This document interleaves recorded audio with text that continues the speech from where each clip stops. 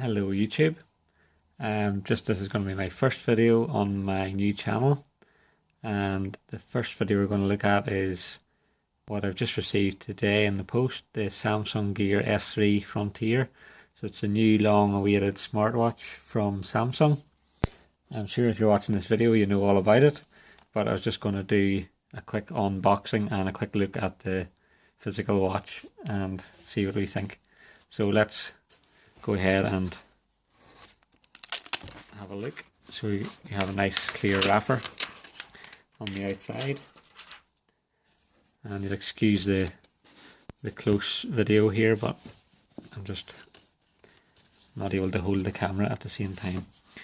So here we go. Here we have the Frontier. So we just have a lid with foam insert inside, and inside the box of course we have the watch, and nice on a little nice pedestal. So just get a look around the watch. So it comes with the black silicone strap,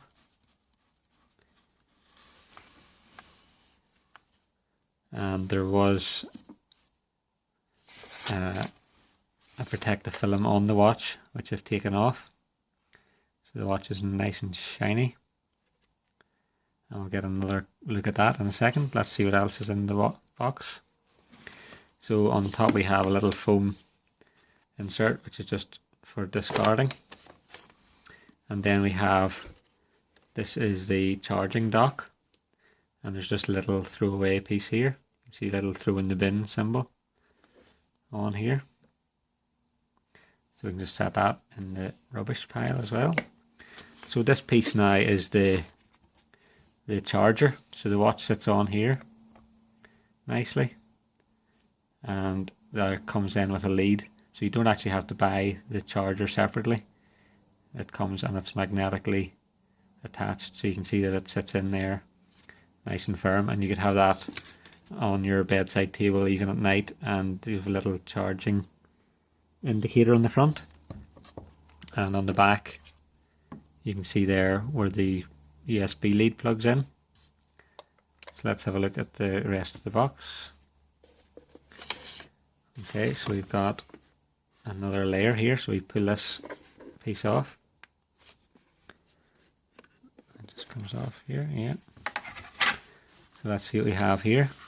So as you can see, we have another strap inside the box marked small. So that would go on 22mm band again, and that's marked small. So let's have a look at how that compares to the length on the original. So yeah, there's a difference in where the holes are there, so it's about an inch approximately. It's about an inch shorter than the original band. So let's set that to the side, the charger. And we also have a little pack here, and inside is the little charging plug, and that's fixed so it doesn't remove from the plug. Nice 3-pin UK plug, and that again goes back into the back of the charging dock. So again, we'll set that to the side, and in the back then we've got a quick start guide. If you're a typical man like myself, you'll probably not even open the packet. So I'll just pop it back in the box, and let's get on to something more exciting. So we'll just set the box to the back. Let's bring the watch into front again, the most important thing. So let's have a closer look. So we've got a normal buckle style strap. We have on the front bezel, we've numbers here around, you can see 0, 5, 10, 15, 20, all the way up to 60 seconds on there. Sorry, I've gone out of focus. Up to 60 seconds, and you'll see the nice bezel rotates. So there's about there's 2 notches there. You can see this notch lined up with 0. When one click is 2 notches on there. So there's 2 clicks between each division. So that's click, click, click, click. And nice selecting strap. So I have over in the strap today. You will notice there's wee bits of, it's silicone, so it is almost slightly, it's not sticky, but it's just this actual pattern on here seems to collect dust and like things from your clothing. So that's something which I'm not sure I approve of. So on the back then we have our serial number, and we have the little heartbeat sensors on here, and it says stainless steel on here. You can see here the little tabs, and this is how you remove the strap. You push this wee tab over and that releases the pin. So if you can see my previous watch, it's a good old G-Shock, and as you can see it's quite big, so it's probably 12mm deep and about 45-50, so you can see it here beside the gear. It's pretty much just as big. The gear possibly has a little bit more in the height, not very much, so there's not much in it. So let's take off my Casio and replace it with the gear. So this is the gear now on my wrist. So it's quite a nice piece of jewellery compared to the G-Shock. The G-Shock looks rather dated in comparison. So let's try turning it on. So I didn't actually show you it on the side. You have 2 buttons. This top button is your back button, and this is your home button. So to turn the power on, you press and hold the home button for a count of 3. And that's the power coming on. So as I'm sure you all know, it comes in a classic version also, but I thought the Frontier looked more in line with my style. So you power on here to the watch screen, and the watch will tick away there. I have the brightness set at number 2, so I'm trying to be quite battery savvy. So you can see a few things. You can rotate the bezel. You can press back, which brings you back to your watch face. You can press the home button, which brings you to your app screen. So to just go through that again, the bezel will rotate between widgets, just like on your Samsung phone, if you're familiar with that. So you can add or remove widgets here. If you don't want this widget, you just press and hold and press the negative icon. To cancel, just press back. So you can then also add widgets. So we'll look at that maybe in another video. When you get to the end of a menu and try to go further, it gives you a little vibration or tactile feedback that you've actually reached the end of the menu. So that's quite good. So you can add more widgets in here, and you can play around this to make it what suits yourself. The other thing on the screen, if you pull down from the top, so just swipe down from the top, you have this further menu. So I have flight mode enabled. That's just so because I'm using my phone to record the video. So you can, from this screen, you can see your battery percentage at the top. And you can see the phone quickly powers off if you're not using it. So we've got battery percentage at the top. We have a little music icon. If I press that, that brings me into the music screen, and we can either play music on the phone, which is this phone icon, or if we press there, it'll remind me to connect via Bluetooth, or you can also press there when they're connected and it'll switch to playing music from the watch. So we'll just press back again. To show you on this screen also is flight mode, so you can press the airplane symbol and that will turn off all Bluetooth, Wi-Fi, and you won't receive any notifications. The no entry style sign here is a do not disturb. So as you can see here, vibration will be turned off on the screen will remain turned off for incoming calls and alerts, but not for alarms. And you can see how I can use the bezel here to rotate through and read text. So it's very handy. So I'm going to cancel here, so I press X on the side. Back into the screen here, we've got the volume icon. So when you go in there, you can increase or decrease your ringtone. So you can hear that's quite loud, and you can go right away down to it. When you get to 0, then your watch vibrates, and that's you in vibrate mode. So that's also quite useful.